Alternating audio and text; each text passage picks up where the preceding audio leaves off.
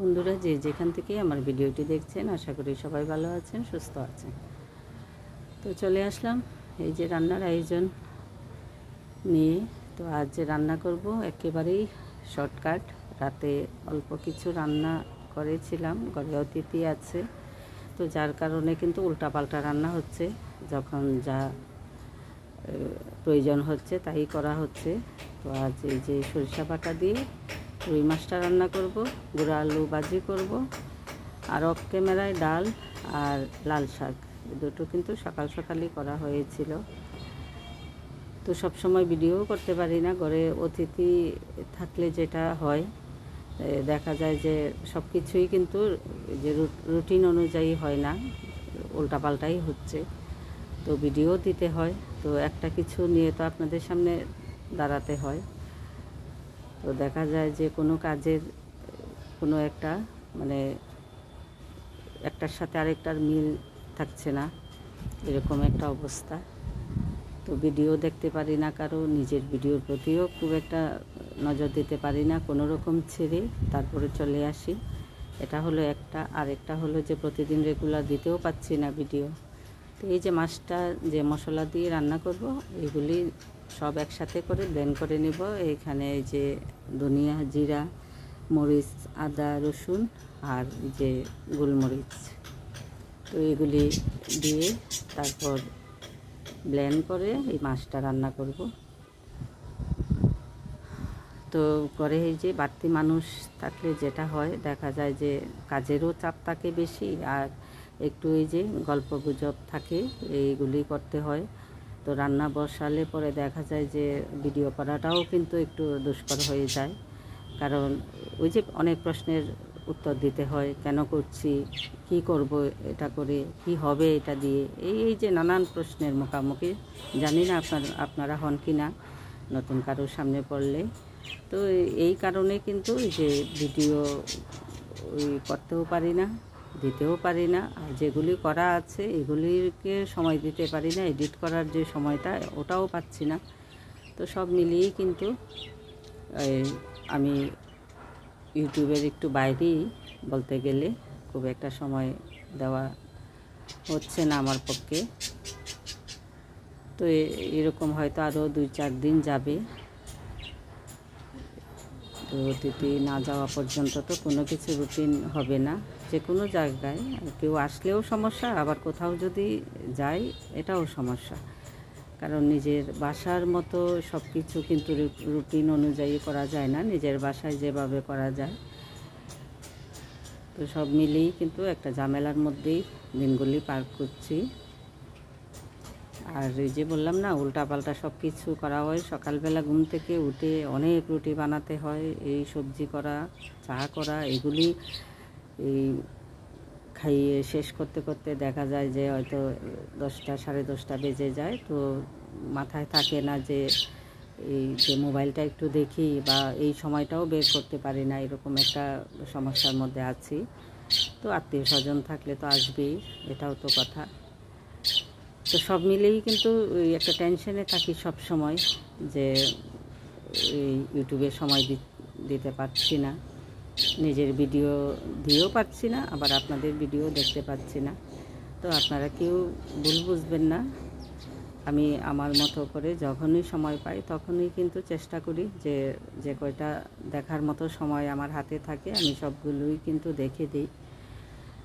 তো এদিকে যে আমি রান্না করছি, আমার বাগনিটায় যে কিছু ফল খাচ্ছে, এটা ধরেন 12টার দিকে, 11:30 12টার দিকেই কিন্তু এগুলি কাটা হচ্ছে, সবাই মিলে হয়তো খাবে। কিন্তু আমার তো আর এই সময় থাকে না যে এই টাইমে আমি যে বাড়তি কোনো কিছু করে এদেরকে দিই, এই সময়টা আমার হাতে থাকে না। তো ওরা নিজেরাই কেটে সবাই মিলে খাবে।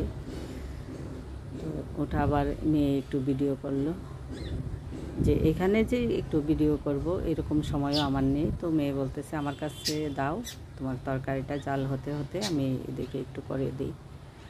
তো এইভাবেই আর কি ভিডিও এলোমেলোই হচ্ছে, মানে যখন যেটা হচ্ছে ভিডিও করার ইচ্ছা থাকলেও কিন্তু যে ওই পরিবেশটা পাই না যে ভিডিওটা যে করব। কারণ সবাই মিলে কিন্তু কাজগুলি করছে, যার যেটা সামনে পড়ছে এটাই তো, তখন তো আর এটা হয়ে ওঠে না। নিজের কাজ নিজে করে যেভাবে ভিডিও করা যায়, অন্যের এটা দিয়ে কিন্তু তেমন একটা সুবিধা পাওয়া যায় না। আর বেশি মানুষ করে থাকলে তো প্রশ্নই আসে না। ভয়েস দেওয়া, তারপরে এডিট করা, এই যে দুপুরে দেখা যায় যে খাওয়া দাওয়া শেষ করতে করতে হয়তো 4টা বেজে যায়। তো 4টা বাজার পরে যে সবাই মিলে একটু কথাবার্তা, কেউ একটু শুয়ে পড়লো, নিজে একটু আপনাদের ভিডিও দেখি। তো ভিডিও দেখতে গেলে এডিট করার সময় আর থাকে না। আর সন্ধ্যার পরে তো এই চাটা দিতে খাওয়া দাওয়া করতে করতে আবার দেখা যায় রাতের রান্নার সময় হয়ে যায়। যদিও শুধু ভাত রান্না করা হয়, তরকারিগুলো গরম করো, দুধ গরম করো, এগুলি করতে করতে কিন্তু রাতের খাবারের সময়ও হয়ে যায়। নিজেরা থাকলে কিন্তু এতটা হয় না, কিন্তু ঘরে অতিথি থাকলে এরকম একটা রুটিন ছাড়া সব কিছু করতে হয়। তো আরও 2-4 দিন হয়তো আমার এরকম যাবে, কারণ আমি নিজেও কিন্তু ভিডিও ছাড়তে পারছি না। দেখা যায় একদিন পরে ছাড়তে হয়, তারপরে ওই যে সময়টাও ঠিকভাবে করতে পারছি না, ভয়েস দিতে পারছি না। তো আজকের ভিডিওটাও কিন্তু অনেকটা দেরি হয়ে গেছে, কারণ সকালবেলা রুটি বানিয়ে এদেরকে নাস্তা টাস্তা সব কিছু দিয়ে ডাল বসিয়ে তারপরে কিন্তু এই ভয়েস দিচ্ছি। আমি মাত্রই ভয়েসটা দিচ্ছি, ভয়েসটা দিয়ে তারপরে ভিডিওটা ছাড়ছি। আর ভয়েস যখন দিব ঠিক 10 মিনিট আগে এত মানে বৃষ্টি, প্রচুর বৃষ্টি হচ্ছে, বাতাস বৃষ্টি, তো বৃষ্টি থামার পরে কিন্তু এই যে ভয়েসটা দিচ্ছি। তো এই আমার সমস্যাগুলি তুলে ধরলাম আপনাদের কাছে। আপনারা কেউ ভুল বুঝবেন না, আমি আমার মতো করে দেখিয়ে দেব সবগুলি ভিডিও, যার যেটা দেখা হয়নি আমি দেখে দেব। কারণ এরকম সমস্যা তো আসলে সবারই হয়, আমরা যারা গৃহিণী আছি আমি মনে করি প্রত্যেকেরই হয়, যে হুট করে কোথাও যেতে হয়, দেখা যায় যে হয়তো এদিন আর কারো ভিডিও দেখারই থাকে না, কারণ কোথাও গেলে কিন্তু কারো ভিডিও দেখা যায় না, এটা সম্ভবও হয় না। নিজের বাসায় থাকলে যেভাবে দেখা যায়, বাইরে গেলে কিন্তু এটা করা যায় না, এই আর কি। আর ওই যে বিভিন্ন জনের বিভিন্ন প্রশ্নের মুখোমুখি হতে হয়, যে এই মোবাইলে এত কী করি, এই সেই কত কী, কিন্তু কাউকে তো বোঝানো যাবে না, কারণ এই লাইনে যারা আছে শুধু তারাই বোঝে, কিন্তু যারা নেই তাদেরকে বোঝাতে কিন্তু অনেক কষ্ট। এগুলি করে কি হবে, এই প্রশ্ন, এটা না করলে কি হয়, এরকম আর কি বিভিন্ন ধরনের কথাবার্তা। তো সব মিলিয়েই কিন্তু কাউকে এতটা বোঝানো যায় না, তো যার কারণে তো সবসময় তো আর ঘরে সময়টা থাকে না। নিজেও হয়তো একটা অনুষ্ঠান, একটা নিমন্ত্রণ, সবগুলিতেও অ্যাটেন্ড করতে হয়। আর দেখা যায় যে যেদিন এরকম হয়, এদিন সারাটা দিনেই কিন্তু একেবারে শেষ, মানে নিজের ভিডিও শেষ, আপনাদের ভিডিও দেখাও শেষ, এরকম একটা অবস্থার মধ্যে থাকি।